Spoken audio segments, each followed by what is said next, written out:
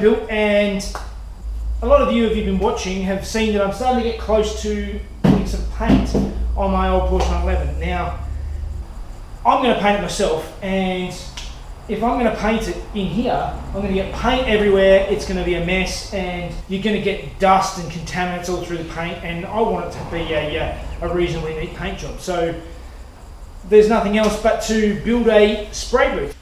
Alright, so after a lot of head scratching trying to work out how do I build this spray booth, how do I do something that's going to be quick and easy to build, that's inexpensive, and it's going to be about the right size for the job. And I came up with a great plan, and found I could actually buy a gazebo on eBay, which is 6 meters by 3 meters, which was about the right size for what I need, and it was only about $100 delivered. And I thought that is a perfect starting place for a spray booth. So I've ordered one, and let's start putting it together.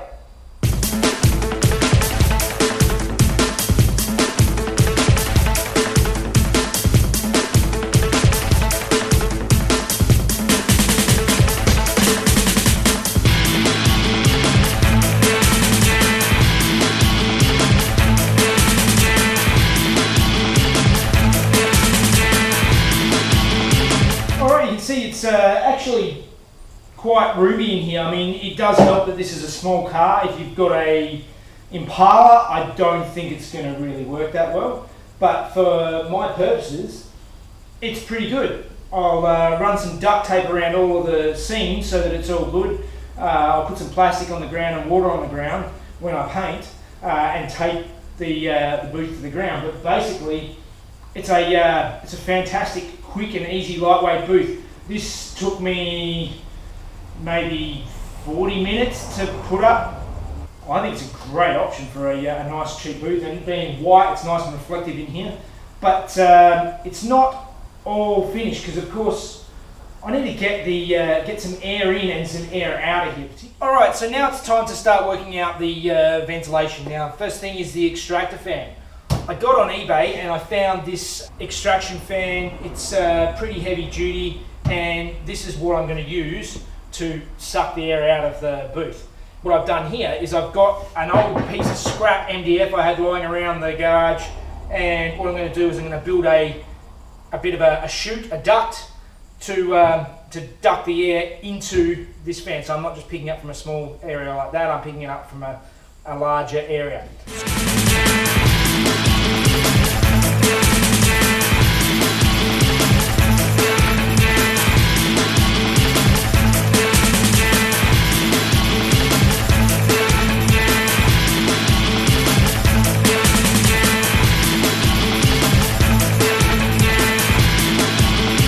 Alright, here's the semi-finished duct for my extraction fan, and in my infinite wisdom, because I didn't make this corner here 90 degrees, the whole face is narrower at the top than the bottom, and I didn't even think of that when I was building it. So there's a million miters and a million different directions that make it really complicated to build, but basically that's the start of my duct, and it's not square, but it'll still do the job.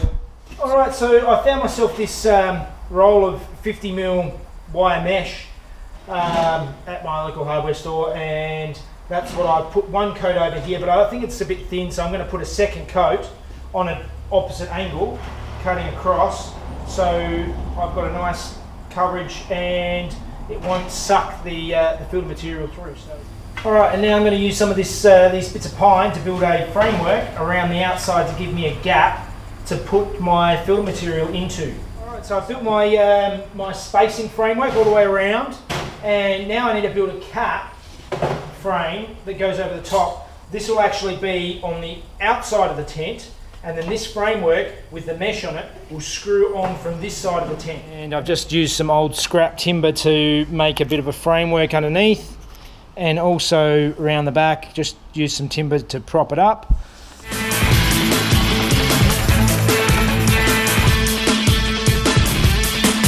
And there is the outlet filter all done. Alright, so you can see now I've built another frame for the inlet side of the filtration system, and I've built it and I put it on some legs so that it can actually hold its own weight, because I don't want it on the ground sucking up air from the ground. Any dust that's settled, I don't want that coming up into my job. So I wanted it up high, and I put another cover frame. This is for the inside. So I'll go through now and cut out the hole and mount this frame up, and then we'll have the inlet side done as well. Alright, and now the inlet filter is in and basically ready to go. You might wonder why I put it in the side and not in the end. It would have been better to put it in the end, but I want to keep using the garage, and this takes up too much, so I can actually take this wall down at night and drive the cars in here. Alright, so collected from some old house renovations and a couple of new ones. I've got these old fluoro tubes that I've had lying around, and I got an electrician mate to wire them all up.